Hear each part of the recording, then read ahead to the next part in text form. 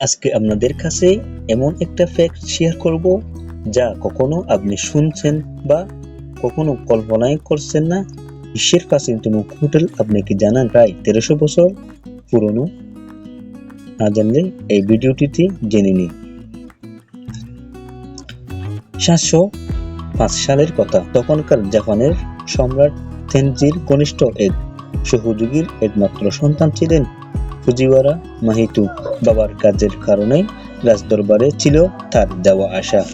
হঠাৎ একদিন তিনি দেখলেন পান্থশালায় বিশ্রাম নেওয়া কয়েকজন মুসাফির গল্প করছেন, সেই সাথে প্রকৃতির অবিরাম সৌন্দর্য উপভোগ করছেন।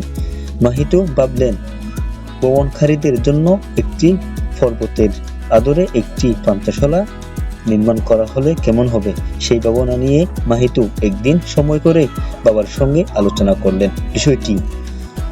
সম্মতি পেলেন বাবার, তবে লাগবে সম্রাটেরও অনুমতি। কিছুদিন যেতে না যেতে পেলেন সম্রাটের অনুমতি। এরপর যেমন কথা তেমনই কাজ।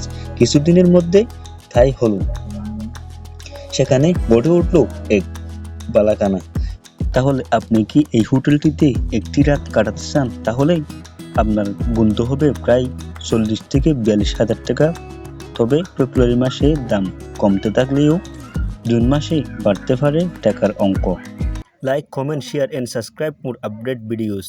আসসালামু আলাইকুম রহমতুল্লাহি ওয়া বারাকাতুহু।